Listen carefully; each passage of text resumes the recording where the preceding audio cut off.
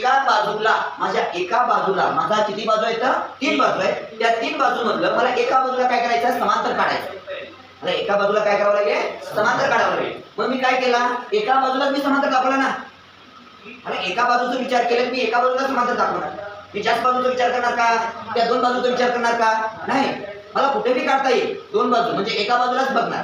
कुठलं तरी एक बाजू, म्हणजे माझा अशा पद्धतीने एक त्रिकोण तयार होणार. त्या त्रिकोणाला अशा पद्धतीने एक रेषा झाला, समांतर झाला.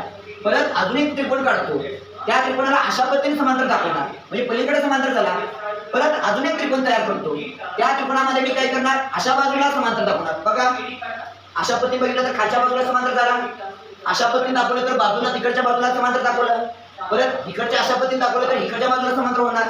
मला कुठल्या तरी एका बाजूला मला काय करावं लागतं? समांतर दाखवावा लागतो. किती बाजूला मला समांतर दाखवावं लागेल? एका बाजूला. म्हणजे 2 बाजूचा मी विचार करणार नाही, फक्त मी एका बाजूचा विचार करणार. समजलं गोष्ट? मी एका बाजूला काय म्हणले? एका बाजूला समांतर असणारी रेषा काढा म्हणले. एक रेषा काढली, समांतर असणारी रेषा काढली, काढलं.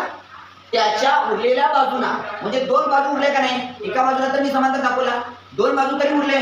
त्या 2 बाजूंना भिन्न बिंदू मध्ये छेदतोय. म्हणजे भिन्न बिंदू म्हणजे काय? इथं बी बिंदू आहे, इथं बी बिंदू, म्हणजे एका बाजूला बी भिन्न बिंदू मध्ये छेदतोय, दुसऱ्या बाजूला सुद्धा काय करतोय? भिन्न बिंदू मध्ये छेदतोय. म्हणजे एक रेषा अशी आहे की 2 बाजूंना काय करतोय? भिन्न बिंदू मध्ये काय करत आहे? ते छेदत आहे.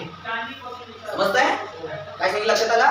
काय म्हणलेलं आहे? माझे असे एक त्रिकोण घ्या की एका बाजूला समांतर दाखवा, आणि 2 जे आहे 2 बाजूंना एक रेषा काय करते? भिन्न बिंदू मध्ये काय करते? छेदते. इथे एक बिंदू छेदला, आणि इथे काय केला? इथेही बिंदूला छेदलेला आहे. चला, इथपर्यंत माझं काय काम आहे? पहिला एक त्रिकोण काढणे. पहिला आपण काय करू? त्रिकोणाला नाव देऊ.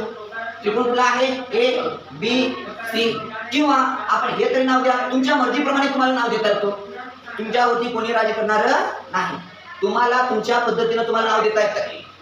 प्रमेयला कुठल्याही पुस्तकाचंच नाव पाहिजे असं काही नाहीये. तुम्हाला जे नाव द्यायचे ते नाव देऊ शकता. मग इथं मी काय करणार? एक्स, वाय आणि त्यानंतर झेड. पुस्तकातलं नाव घेतलं का? पुस्तकामध्ये कुठलं आहे? P Q R. बरोबर? मी काय नाव घेतलं? X, y, z. पुस्तकातलं नाव नाही दिलं तरी चालतंय. तुम्हाला काय म्हणलेलं आहे? तुम्हाला फक्त ते प्रमेय तयार करा म्हणले. प्रमेय लिहायचं आहे.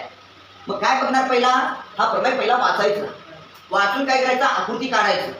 आकृती काढल्यानंतर त्याच्यावरती कुठंपर्यंत माझा करायचं आहे तिथंपर्यंत मला कार्य करावं लागेल.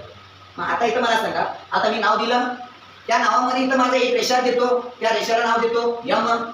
एक रेषा जाते ना, खुली रेषा चालली आहे, यम ही रेषा चालली आहे. बरोबर?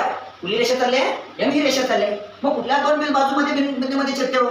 मग हिला नाव देतो पी, आणि ह्याला नाव देतो काय? क्यू. 2 भिन्न बिंदूचे नाव माहित झाले. बिंदू कुठला आहे? इथं पी, आणि इथं नाव कुठला दिला? 2 भिन्न बिंदू माहित झाले का? समजलं का इथपर्यंत? लक्षात येतंय? काय केला? इथं बघा, आकृती कशा पद्धतीने काढायचं. प्रमेयामध्ये काय म्हणलेले? त्रिकोणाच्या एका बाजूला त्रिकोण एक काढला. मग काय म्हणले? त्रिकोण काढल्यानंतर एका बाजूला समांतर, एका बाजूला काय व्हायला पाहिजे? समांतर. कुठल्याही 3 बाजूमध्ये कुठल्याही एकाला काय करा? समांतर दाखवा. मी तिन्ही दाखवलं. तुम्हाला असंही दाखवता येतो, असंही दाखवता येतो, अशाही पद्धतीने दाखवता येतो. असे तिन्ही पद्धतीने तुम्हाला दाखवता येत आहे. तिन्ही पद्धतीने दाखवता येत आहे, तिन्ही पद्धतीने दाखवता येत आहे. आपल्याला तिन्ही पद्धतीने